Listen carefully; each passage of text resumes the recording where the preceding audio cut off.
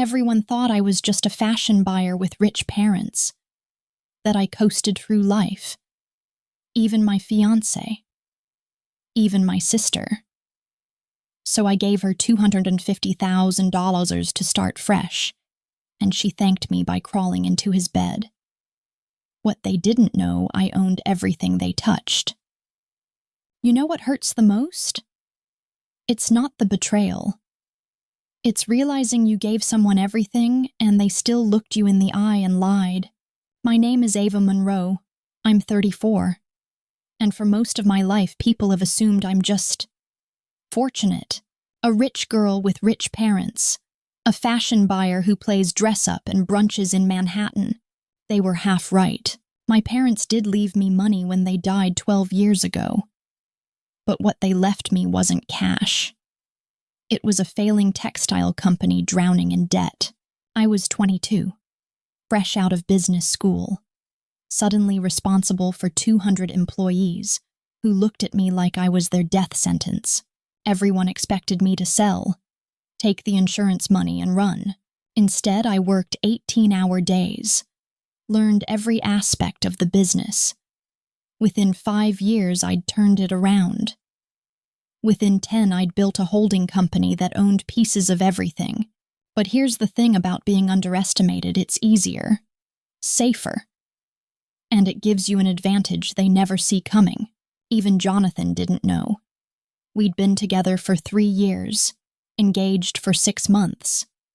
He still thought I was just a fashion buyer with a trust fund. I never told him that his real estate firm had received its startup funding from one of my shell companies. Never mentioned that the penthouse he was so proud of, I owned the building. I told myself I was protecting what we had. That love shouldn't be about money. I was naive. Lily, my younger sister, has always been different. Where I learned to work for what I wanted, she learned to charm her way into it. She's also the kind of person who burns bridges and acts surprised when she can't get across the river. 3 rehab stints, all funded by me. 3 times she promised it was the last time. 3 times she relapsed within months. But after her 3rd stint, a luxury facility in Malibu, she called me crying. I'm different this time, Ava. I'm ready to build something real. I just need one more chance. She wanted to design clothes, launch a boutique. She'd always had style. Maybe this was her chance. So I wired her $250,000, no contracts, no collateral, just trust. Jonathan was more than supportive.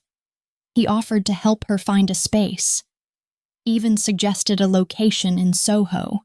It's family, he told me. We should lift each other up. I fell in love with him all over again. For weeks, everything seemed perfect. Lily was energized, focused.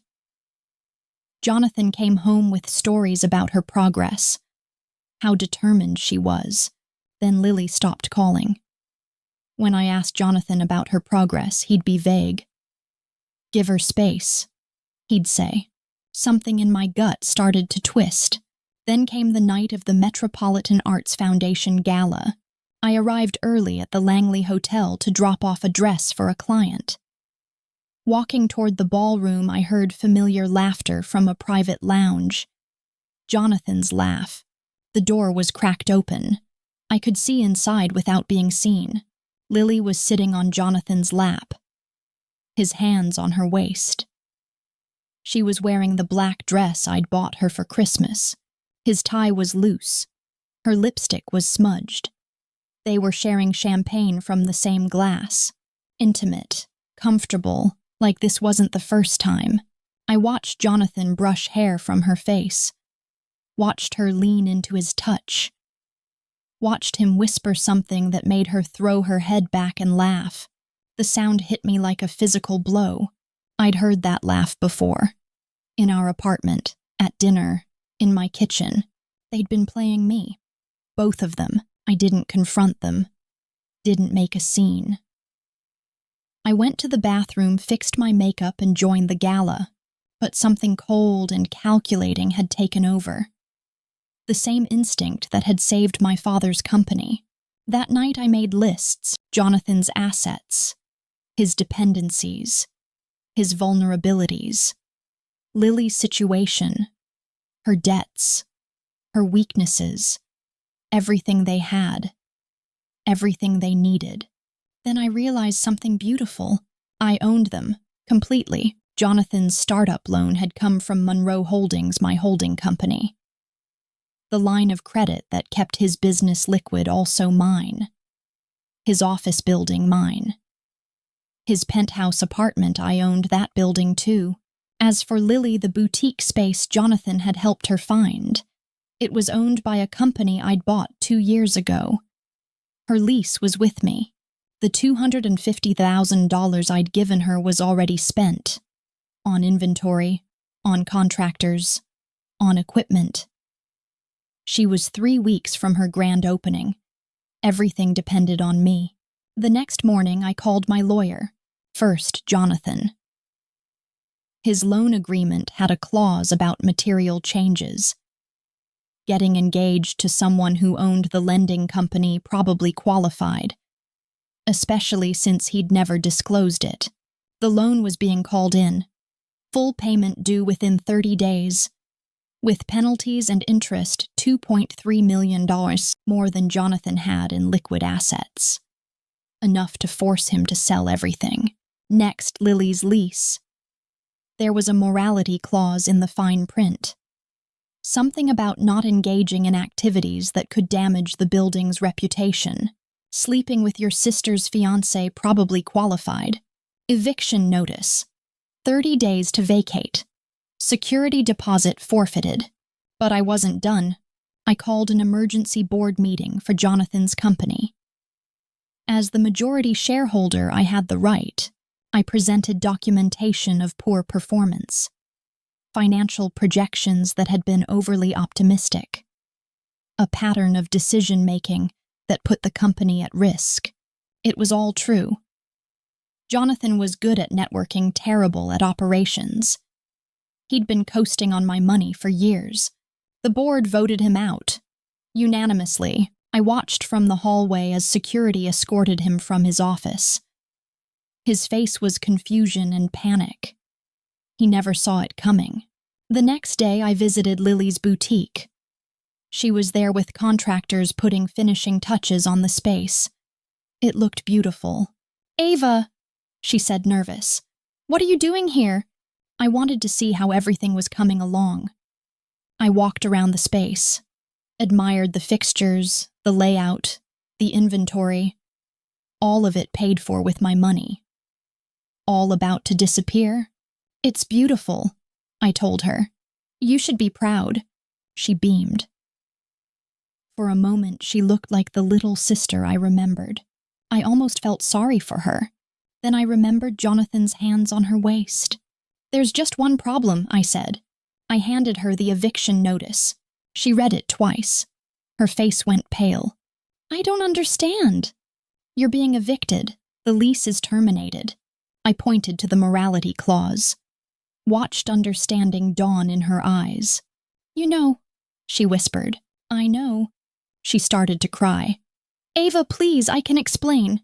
"Can you? Because I'd love to hear how sleeping with my fiancé while I paid for your fresh start is somehow explainable. It just happened. We didn't mean—" "When did it start?" 2 weeks after I got out of rehab. 2 weeks. She'd been clean for 2 weeks before she decided to destroy my life. "He said you two weren't really happy," she continued. "That the engagement was more about convenience than love." I laughed, because of course he'd made himself the victim. "And you believed him?" "I wanted to." I left her there, crying in her beautiful boutique, surrounded by dreams about to turn to dust. That evening, Jonathan came to our apartment.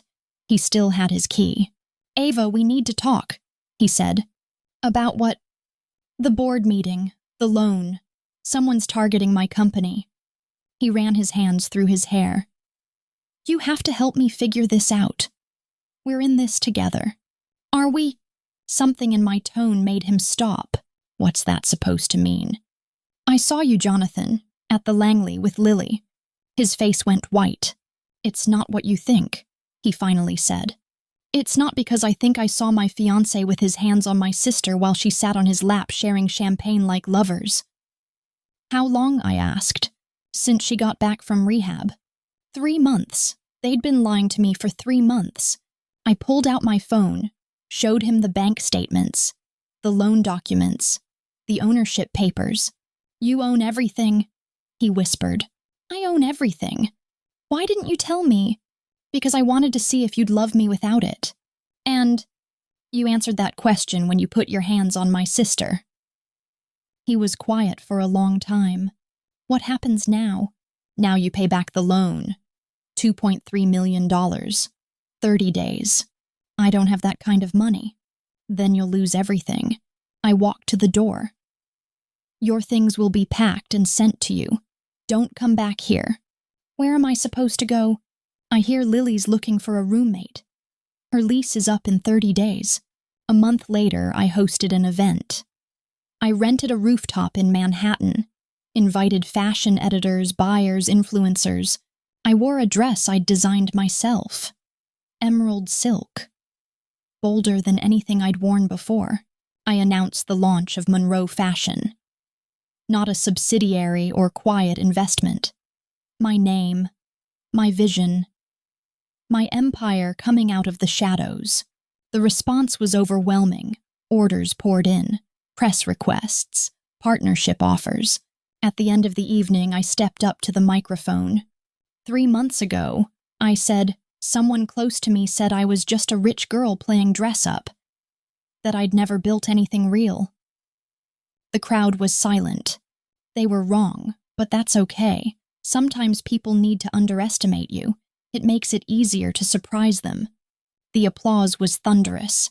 Later, I posted a photo on Instagram. Me on the rooftop with the Manhattan skyline behind me. She thought she could take everything from me.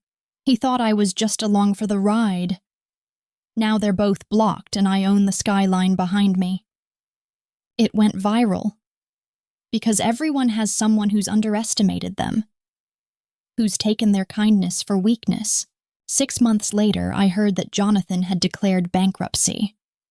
He was working for someone else's firm now. Living in a studio apartment in Queens, Lily had moved back in with our aunt in Ohio. The boutique never reopened. She was waitressing again. I felt nothing when I heard these updates. Not satisfaction, not guilt, nothing. They'd made their choices, I'd made mine. Because here's what I learned. Love without respect is worthless. Trust without honesty is dangerous. And family without loyalty is just shared DNA. I'm Ava Monroe. I built this empire from nothing, and I always play the long game.